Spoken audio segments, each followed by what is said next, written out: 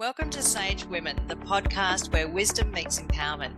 I'm Melanie White, your host, and I invite you to join us for inspiring stories and evidence-based insights that support women's health.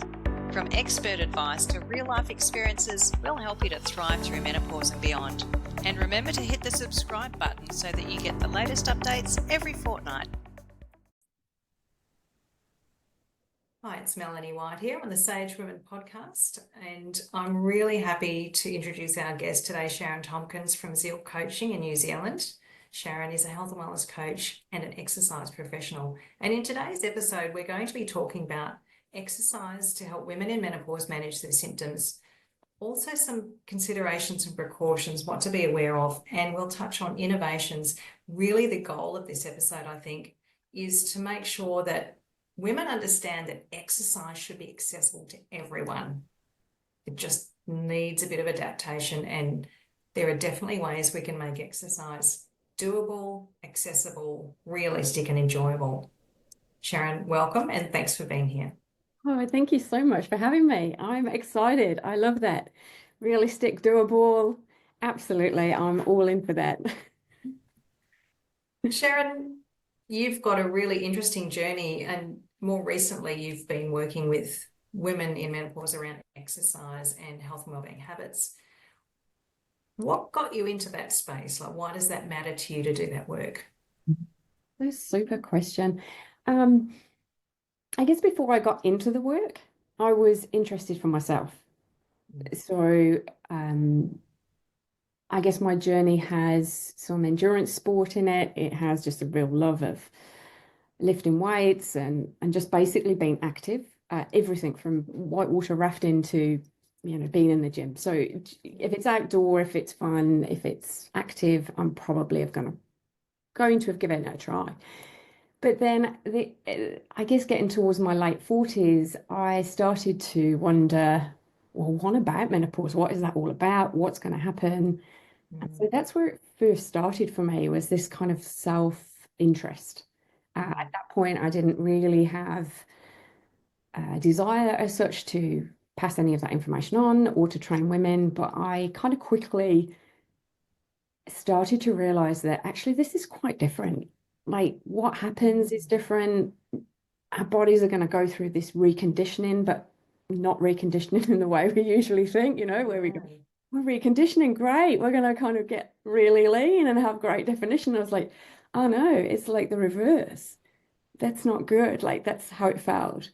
And then kind of on the back of that, I guess there was this emotional, psychological piece for me that just felt like this grief, I guess. Am I losing my youth, my vitality? Yeah. And I guess that journey was a real catalyst for, I'm sure there's other women who feel this way. Can't we find the positive side of menopause? Oh, I guess it was that, like, that was really it. There has to be a positive. And I guess I was on a bit of a mission to find that. That's what inspired me. And that's what started to kind of, okay, well, let's get together. Let's do a group of women who are all the same age and see what happens. So yeah, answer it. It's so interesting that you had that experience, and I did too, that sense of grief and loss around physical capability, and is it all downhill from here? And I've trained women myself a few years ago who felt the same. But how many women do you think feel like that? Have that same sense of, oh, I can't do this anymore. I'm not capable. I'm not competent. Yeah, I'm not sure. I mean, I think all women have that, right? But whether they're able to verbalize that or whether they connect the dots in that I can't say. What I do notice is a drop in confidence, or a slowing down. Um, it goes from maybe where they've been really passionate about something, or they had passions when they were young, and now they seem so distant from that it's just, well, I'll go for a walk, which is great, but it's also probably not enough. So yeah, I think all women have that grief. And I think maybe it's the influence of culture, of society, that we've got a society that we seem to um, hold youth and vitality on a pedestal. We don't so much think about someone's emotional resilience or their wisdom or any of these things that we gain as we age, really, as we grow in life experience. So Mm. yeah, it was a, and to some extent, I still feel it. I still have moments where I'm like, oh, look back at old photos and go, oh my gosh, I wish I looked like that now. And I have to catch myself and, think of the other parts of me that weren't quite as integrated, shall we say. Mm. Mm. Mm. It takes a lot of energy, physiological, mental, emotional energy to go through the menopause transition, and Mm. doesn't it? And I guess we need to learn how to adapt. Could you talk, before we talk about adapting, I suppose, I'm curious to understand, or for you to explain perhaps some of the benefits of exercise for women going through menopause. Yeah, well, I think, it's fabulous. If we could put this in pill form, like you would definitely be a millionaire, right? Yeah. Triply times over. There's just so much. We know that as we age, we start to lose muscle mass. We know this. We know that we've got these symptoms. We know that 50%, I think it is, I think this is an Australian statistic, 50% of women are diagnosed as obese. And that's Mm. huge. And we know that exercise can, to some degree, turn those things around. So whether it's menopause itself or whether it's increasing our longevity, it's it's like the magic bullet, really. That's non-invasive. Mm. That you can take joy from when you're doing it. You can have some me time. It's got so many benefits. Yeah. Aside from the fact that I love to say this one, exercise creates hope chemicals, and you just go, yeah, we need a bit of hope because Yeah. there's a lot of negative. So yeah, there's so much managing symptoms. Um, yeah, I think if there was one thing we could bottle and say, every woman should take this, it definitely should be exercise. Um,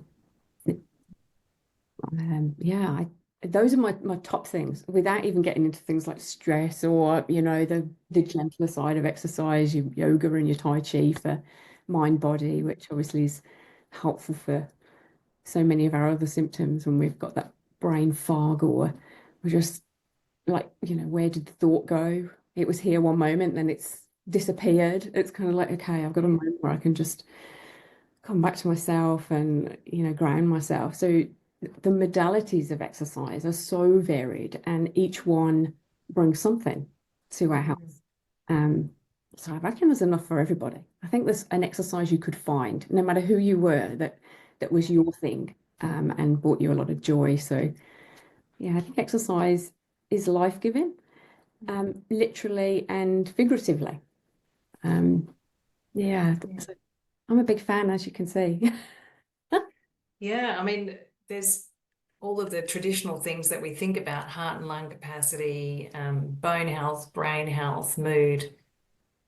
But also, there's that social connection too. I often think about the fact that I'm not a group exercise person, but I do like going to the gym and having social interactions there, or getting out to the surf and having social interactions there. It's kind of a hands-off, introverted way to be social without having playing a team sport, right? As you Yeah. said, there's something for everyone.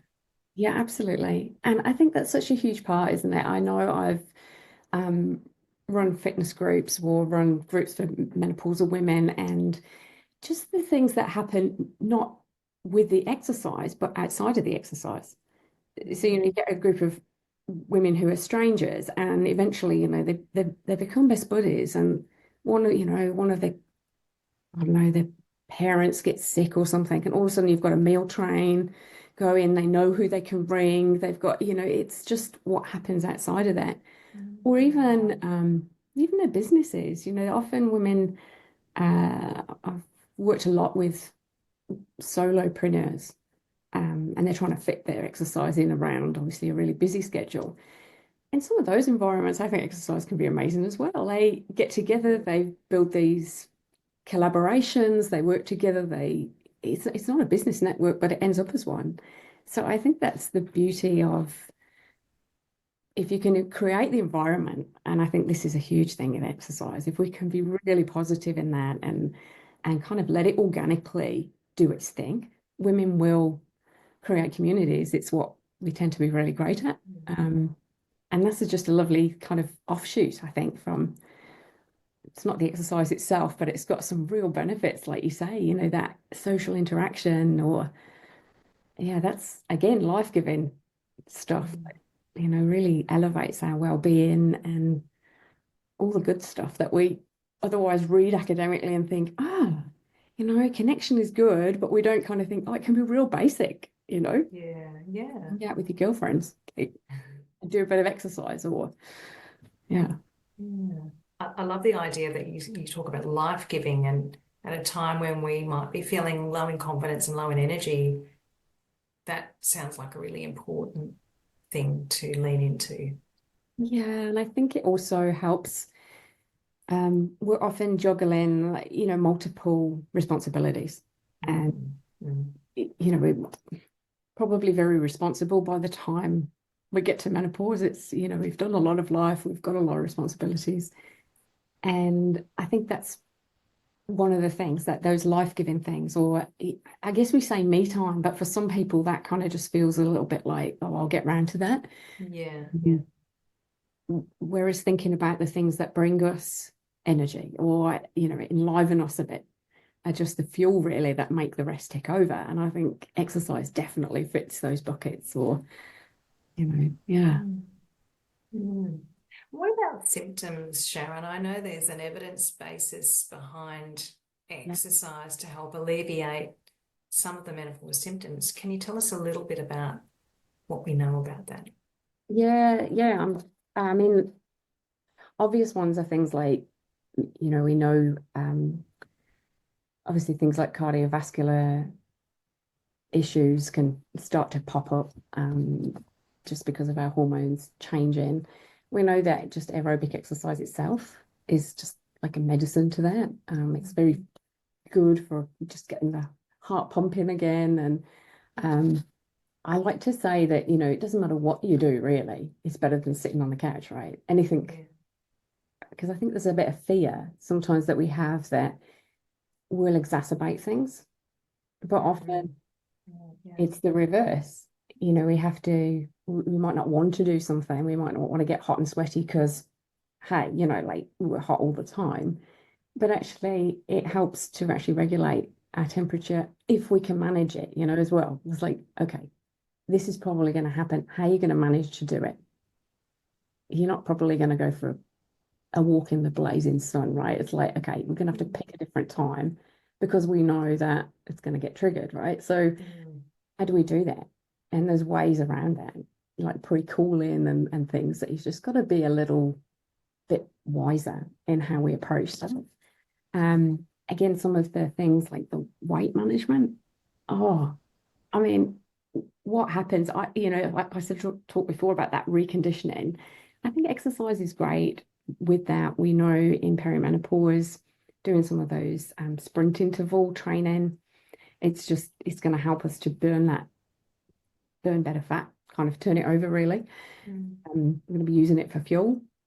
We also know that it gives us this kind of neuromuscular stimulation. So it gives us back a little bit of what we've lost in our not having growth hormone there.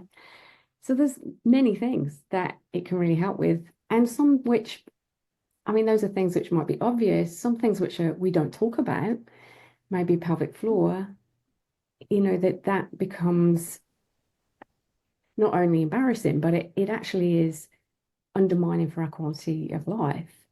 So then again, exercise can really help that. In fact, it can be the main thing we can do first for things like prolapse, you know, things like in mild incontinence. It's going to help us with those things. It's going to not necessarily reverse it fully, but it's certainly going to help. And that's going to give us back quality of life. And the more quality of life we can give ourselves back, the better our lives are. And we often don't think about like the this constant sort of undermining of our happiness, if you like. And so I think exercise is a really good way of working on these key areas, whether it's pelvic floor, whether it's our heart health, our bone health, we're kind of future-proofing ourselves, but we're also giving ourselves back something in the moment. So yeah, I think there's so many things that the research has kind of shown us. We don't have heaps, of course, of research because it's a new, I mean, I think when we think about research, we think that's been going on for millennia. It hasn't. So, research, science, research into exercise is a fairly new field, really. And so, of course, they are men because they're more straightforward.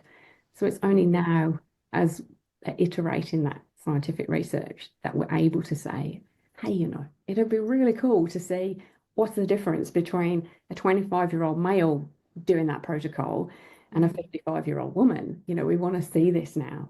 But of course, we've had to wait, really, for the science to catch up with us and our interest. Yeah, and Stacey Sims is doing a lot of work in that area. I'm aware about, she talks about the Z angle between the hip bone and the knee bone, and that broadening and that different angle compared to men, and the incidence of ACL injuries.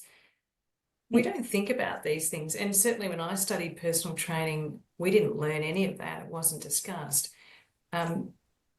Just wanting to also touch on hot flushes though, because that's definitely something I've heard that exercise can help with. Is that right? Exercise can help to manage or mitigate, minimize hot flushes. Yeah, there is quite good evidence on that.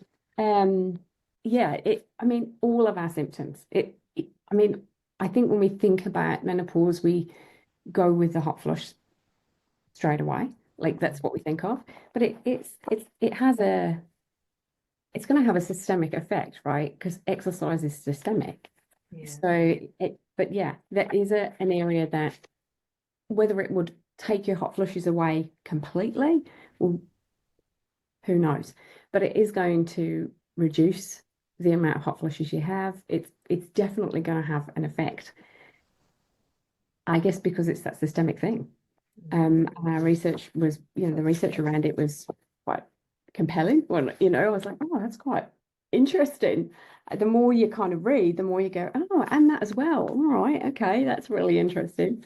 But yeah, I don't know. What else have you come across there? You said you read something. I'm thinking, oh, okay, maybe which bit of it was it that you really? Oh no, I just seen something about exercise supporting hot flushes, helping to minimize the frequency and severity. So as you say, it's the general I conditioning think and it's the systemic general. wide. Yes. Yeah, Yeah. probably an effect on the hypothalamus and knock-on effects through the endocrine system and those sorts of things. But yeah, it's just phenomenal that I even read a paper recently that suggested, and this might be a bit controversial, but suggested that exercise could be a potential alternative to HRT. Yeah, and I think we know from stats that certainly in New Zealand, I don't know in the Australian ones are probably very similar. Back when the menopause survey was done in 2022, I think it's 42% of women found a positive effect from exercise on all of their symptoms. They reported at that time, obviously HRT had a higher percentage, but I guess if you want to or you can't take MHT, then exercise is the very next best thing you can do. So, I mean, I think, yeah, And it probably builds on the effect as well. So if you are taking it, then get an even greater advantage of yeah, needing to build muscles, for yeah, example, yeah, absolutely. for to avoid frailty in old age and maintain balance and metabolic health, as you've discussed, maintaining a healthy weight, all of those things, cognitive function, managing stress too. there's nothing like blowing off steam. And I don't know about you, Sharon, but I know that if I do a workout, it doesn't matter what the workout is, I feel like I've achieved something because I've done it. Yeah, totally. Totally. And it's interesting as well, isn't it? Because I think depending how you exercise, and this is really interesting. I know I was using a heart monitor, like an actual device to kind of see, okay, how's my autonomic nervous system responding? So it's measuring my heart rate variability. Mm. And it was really fascinating to see on a day when I exercised, the kind of exercise, was it aerobic? Was it strength training? And the bounce back effect. And it was kind of interesting to see. So I often like use my cool downs. I might use yoga or I might use some Tai Chi or something like that. And it was really evident that you could see, okay, yeah, because of course exercise is still stress, but it's just a positive one, right? So Mm. in terms of this, you could see the stress level rise. But then as soon as you kind of finished your workout and as soon as I got into that and I was doing my yoga or whatever, you're just like, the body's immediately starting to recover, which is what you want, right? So Yeah. you want the stress, but you also want, can you match it with recovery? So Mm. this is where these kind of new technologies can be really helpful. I mean, we know that from the research, but it's something different when you can see it. So I kind of really enjoyed the fact that I could actually see this. I was like, oh yeah, I know this. I've read this. I feel it. But is it just a thought or is it actually truth? And of course, data doesn't really lie, or that kind of data can't. So it was really good to see. And so yeah, I think to your point, you're so right. It's like, blow off steam, however that is, whether it's, a brisk walk or I don't know, swinging kettlebells or whatever it is, and then, bring your kind of autonomic nervous system back into kind of its rest and digest state. So Mm. something, maybe it's a yoga to cool down. And I think this is a key for menopausal women. It's like, okay, if you're going to go hard, fine, but then make sure that your recovery is equal to it. Because we Because don't want to push cortisol too high and yeah, affect sleep and all those other things. So, yeah. sorry to interrupt you, but I'm just really interested in the measurement of your recovery and the bounce back, as you called it, which is, I suppose, the coming down of the sympathetic arousal and the coming up of the parasympathetic, the rest and digest system. What have you found has been most effective for you personally? And I know it might be vary for others, but for you, what really creates that perfect balance of getting your energy and heart rate and stress levels up with exercise in a good way, and then bringing it down into a baseline and an appropriate level of recovery? Yeah, so it's really fascinating. It would definitely, I am a person who tends to exercise in the morning. Okay. Um, and that just works for me. At the time, I was kind of on my aerobic sort of front. I was doing running and a combination of running and a combination of cycling. Mm-hmm. Um, Indoor cycling I use Swift, which is great. Um, that was interesting. So that would be every other day, and the days in between, I was doing my strength work. No real difference between how my system was responding. The biggest thing I found was getting into that. Okay, I need to spend time, which I never used to do. So I'd get off the bike or I'd come in from a run. I'd go, okay, yoga or stretching or Tai Chi. It didn't matter which, I love them all, so that's fine. I'd spend 10, 15 minutes doing that. And then the next very best thing that gets me back into that system is actually sitting quietly and doing some focus work and getting into flow. Mm-hmm. So that in itself was really restorative. And that was really eye-opening. Um, that I was not expecting. So are you saying, just to check, that you've done your workout, you've got a 10 to 15 minute post exercise, cooling down, restorative yoga, Tai Chi, stretching, whatever it is. And then you're going to do some focused work to get into flow. And that was something that made an additional difference. Is that what you're saying? Yeah. I mean, I had a gap between those things. I'd go and have my Yeah. shower, have some food, all of that. Yeah. Mm. But yeah, the first thing after that was if I could get in the quiet, if I could get to, projects I was working on, maybe where I could I'd probably got whatever music going. It wouldn't have been, cozy jazz in the background, whatever it was, just the environment that helps me to get into flow. That's where I could see the Mm. recovery starting Better, to kick in. better recovery. Or it's better or sooner recovery. I guess it's just the way it appears on the graph is pretty much like up and down, like Yeah. it goes sort of red if you're in your stress, green if you're recovering. So it just started to kind of come back up. So I'm just like, yeah, my body's recovering here. This is Sooner. Yeah. really cool. Okay. Um, and that's what you want, right? Like if I'd have probably gotten off the bike, been in that high stress state, racing around, grabbing breakfast, then diving straight into more And intense work, keeping your stress it's levels just up. elevating it constantly. And I think this was a really beautiful way for me to understand that at this season in my life, I need ebb and flow. I've never really thought about it before. I've always just thought just to go, go, go, right? Because it's like Yeah. that's how I am. But this kind of ebb and flow idea, and whatever that was just like, yeah, that's it. This is almost like the secret sauce for me. Now, I'm not saying this is, it's not a doctrine, right? Because it could be different for somebody else. But this is what worked for me. And I think this is the beauty of some of our technologies is not that we absolutely need them because you could use your intuition to know. But for me, it was okay, the data doesn't lie. If I want to, if I want to get through this season of my life as painlessly as possible without kind of causing myself, the increased symptoms and everything that brings, then ebb and flow is what I need to do, as difficult Mm. as that is for me. So yeah, the the difficulty for me is always slowing down. I'm not a person who, you need to light a fire under, and I'm sure there's other people like that. Yeah. So I just saw that as a medical thing. Actually, I need to be quiet right now. You know, this is the fact. Like I can accept it or not, but it's not going to change. I love the way you describe it as ebb and flow. It makes so much sense, and especially when we think about cortisol and our stress response, we're on all the time, and that normal peak in cortisol is supposed to be up in the morning and maybe again in the early afternoon and tapering towards the Mm. evening.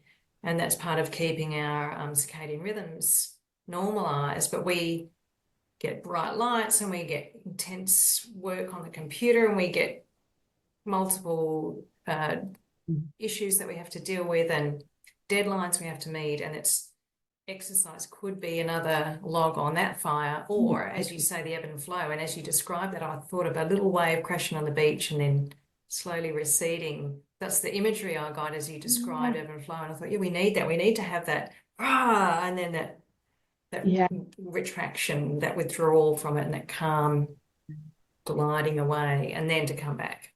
totally. And just that learning of, what is it that stresses us at Yeah. individual because it could be different, right? I mean, two people could be in the same room experiencing the same thing. One person's finding it stressful, the other one isn't. That's just, us as individuals. And so I think this is a really good opportunity at menopause for us to really evaluate. Well, actually, this is who I am. It's not about judging that. It's just about going, well, that's what happens. I don't know why it happens. I probably don't even need to know. But what Yeah. I do need to do is to work with that, is to work with the ebb and flow of that, to work with who I am. That's could be different to the woman next to me, and that's okay. That's been that's been a joy for me. It's been kind of permission given and um, helped me Yeah. to just, I guess, change the way I do things and not feel guilty about the fact that, no, I just put a lot of effort and energy into my workout. And, the very best thing I can do right now is to be still and do creative, focused work, get into flow and not see that as a wrong thing, use some other Mm. talents to bring something else, Yeah. create something else to bring into the world that hopefully give other people a bit of joy as well. So yeah. Yeah, I love that, Sharon, because we've talked about, why you do this work and the benefits of exercise and the fact that it can help to mitigate symptoms. And we're still learning a lot more about that. Um, You talked about making exercise accessible for everyone and adapting, and I guess to that point, the importance of managing our stress levels, including the addition of exercise as a stressor, and how do we come down from that, create that ebb and flow after exercise so that we don't tip into a catabolic or a breakdown state. Mm. And I love the introduction of making sure you have the right cool down and then listening to your body and also perhaps doing something that gets you into flow. Mm. Before we wrap up today, could you share maybe 2 or 3 tips to help anyone listening to this podcast who's thinking, oh, I'm so tired or I'm so sore? I know that you did say there's a million different ways to exercise, and some Yeah. people might say, well, that's not enough, or well, I can't do that. And I know that nutrition plays a part too. But if we're thinking about exercise, what are 2 or 3 things that women could do to Yeah. help them get some exercise, which has all the health benefits that they need, Yeah. without overtaxing their system? Yeah. And I think this is, I mean, it's truly important, isn't it, to kind of think about, where are you in this journey? I guess when I sit with a person, exercise, it's got to be appropriately challenging, Mm. but not too difficult. Yeah. Now, that appropriately challenging is a little bit like saying, okay, what is right for me is going to be different to the woman next to me. Excuse me, fanning. I'm just a bit That's warm. okay. It's Go hot for it. today. It's not me, it's actually the weather. It's got to be appropriate to them, you're saying? Yeah, it's got to be appropriate, to the person, right, and how Mm. they perceive that.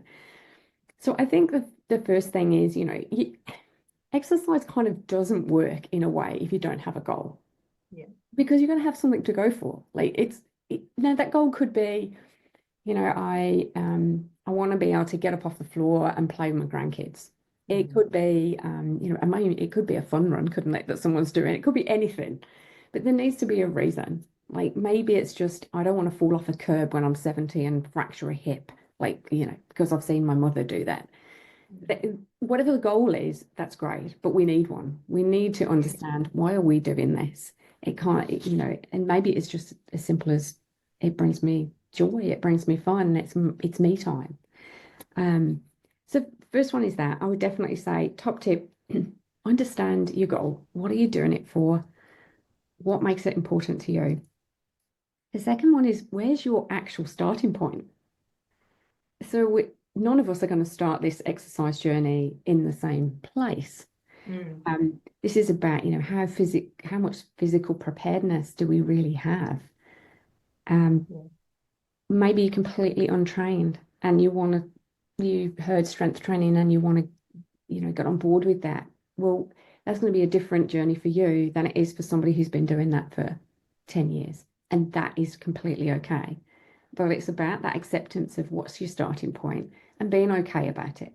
It doesn't matter whether give yourself a permission to be a beginner if you are one, or just give yourself a permission to not compare yourself to who you once were, if that's where you're at.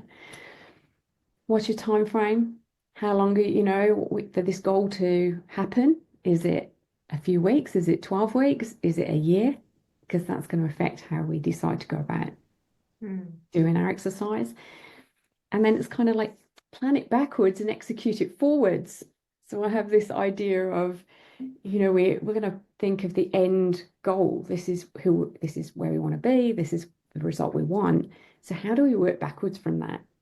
And what's the very smallest thing we can do to achieve it? Now that might be, if you just have done nothing, it could be as simple as, well, I'm going to start by doing a 10-minute walk around the block every morning. Well, that is something, right? If you've just felt you can't do anything. Mm. Or it might be, well, I've always wanted to take up, say it's Tai Chi, I don't know, Pilates. Um, it could be an activity, maybe not. Maybe it is join the gym. And then that's your first step, right? It's like, let's put one step in place. Let's get ourselves a quick win, and then we can execute forward, knowing our end goal. I mean, in terms of guidelines for women, we could say, okay, we know, let's have a mix of this. We know, for example, that we're going to want some aerobic stuff in there. going to want some strength stuff in there, unless you've got an indicator that says you can't, which there may be some adaptations that are needed. Mhm. And you're going to be wanting to work on other stuff. We know you're going to need to balance for your whole entire life. You don't want to fall off a curb.